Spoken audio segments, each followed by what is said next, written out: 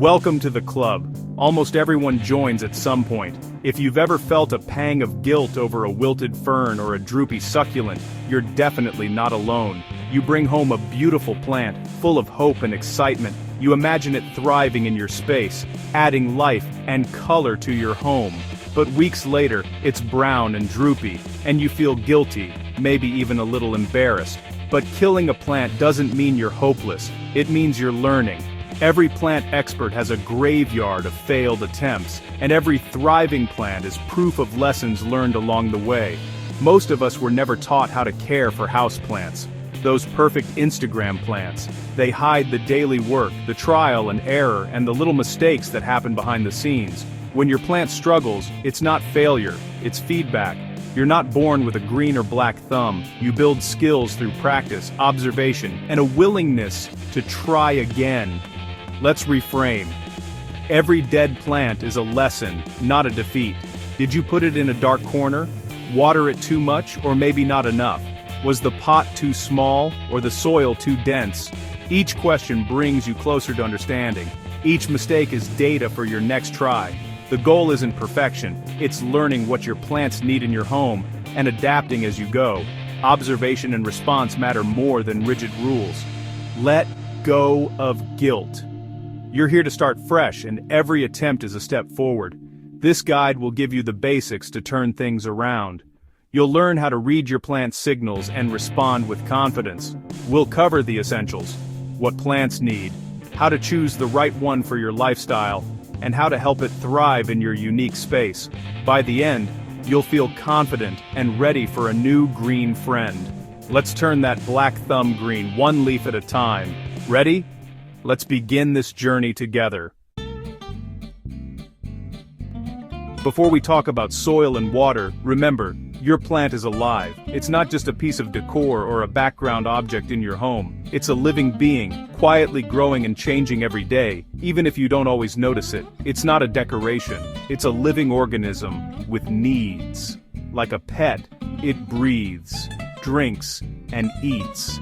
It responds to its environment, and its health depends on your care and attention. It can't move to a sunny spot or ask for water, so it depends on you. Think of it as a quiet green roommate, one that relies on you to notice when it's thirsty or needs more light.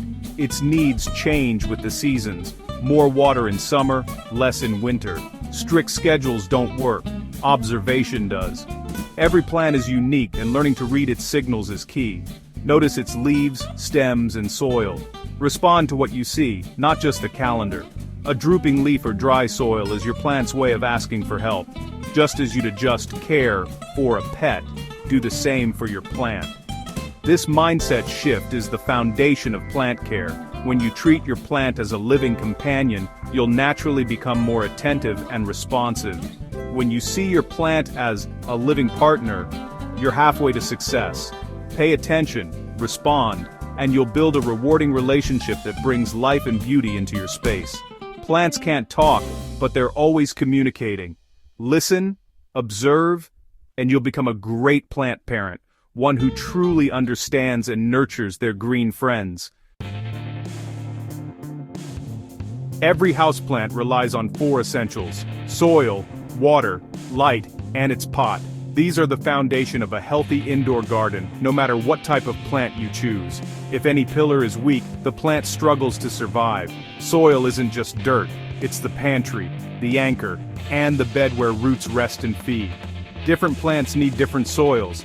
Cacti like sandy, fast-draining mixes, while ferns want moisture-retaining, rich blends. Matching the right soil to your plant is the first step to success. Water is tricky. Too much drowns roots, too little dries them out. Don't just follow a schedule, always check the soil before watering. Your plant's needs change with the seasons, temperature, and even the size of the pot. Light is food for your plant. Without enough, plants starve and become weak or leggy, reaching for the sun. Some houseplants need direct sun, while others thrive in shade or indirect light. Observe your space and match your plant to your home's unique light conditions. The pot matters too. Drainage holes are a must. Without them, water can't escape and roots will rot no matter how careful you are. Pot size counts. Too big holds too much water, too small dries out fast. The right home supports healthy roots and steady growth, giving your plant room to breathe. Get these 4 pillars right, and your plant will thrive. It's about balance, not perfection. Adjust as you go, and your plants will reward you. Master the basics, and you're set for success. With a little attention and care, anyone can grow a lush, happy indoor jungle. Overwatering is the #1 plant killer. We want to help, so we water too much. But roots need air, not just water. Constantly wet soil suffocates roots, causing rot. To avoid this, check the soil with your finger. If it's damp an inch down, wait. Only water when it's dry at that depth. When you do water, do it thoroughly. Let water run out the drainage holes. Empty any excess from the saucer. Underwatering is less common but obvious. Droopy, crispy leaves and dry soil. If you see these signs, give a deep drink. Most houseplants prefer to dry out a bit between waterings. Roots handle drought better than drowning. The key check, don't guess. Your plant will tell you what it needs. Just pay attention. Watering is about timing, not routine. Trust your touch, not the calendar. Light is your plant's food. No light, no life. Before buying a plant, become a light detective in your home.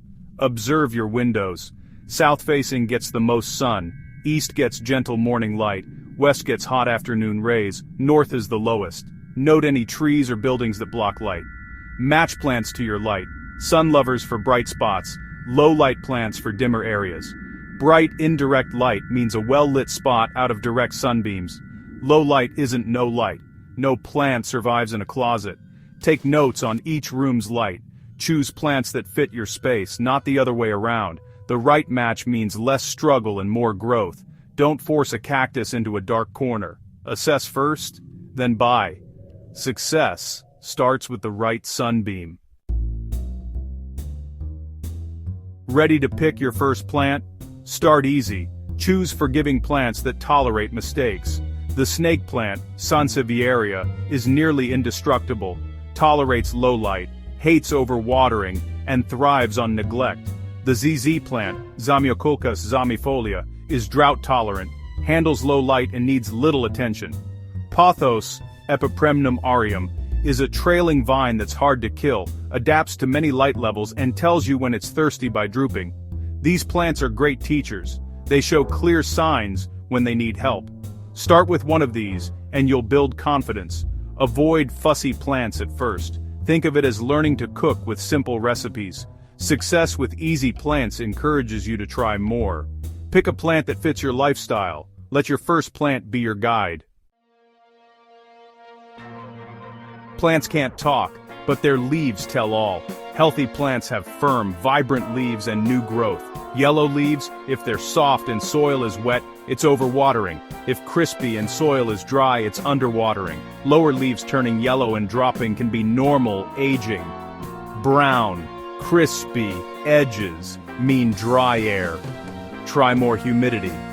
Brown spots in the middle could be disease or overwatering. Droopy leaves usually mean thirst, but can also mean root rot from too much water.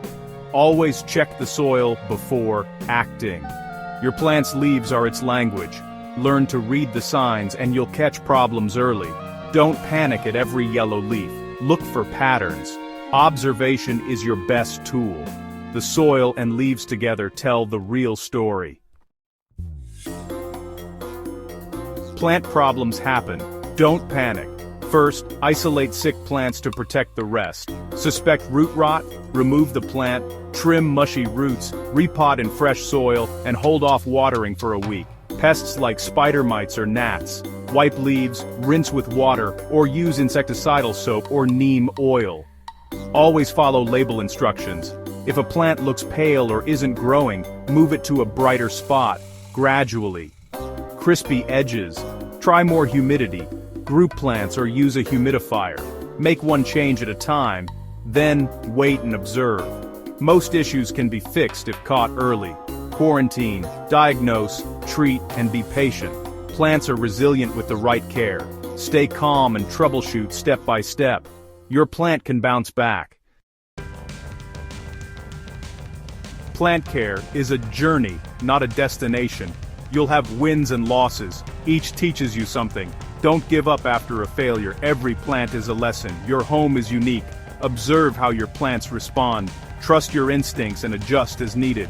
The joy is in learning your plant's rhythms. Be patient. Growth is slow. Recovery takes time. Plants teach us to slow down and appreciate small changes. Don't expect instant results. Consistency is key. Caring for plants connects you to nature and brings calm. Choose your first green friend, give it a name, and watch it grow. If it dies, thank it for the lesson and try again. There's no such thing as a black thumb, just a beginner. You're now a student in the lifelong school of plant care. Enjoy the journey.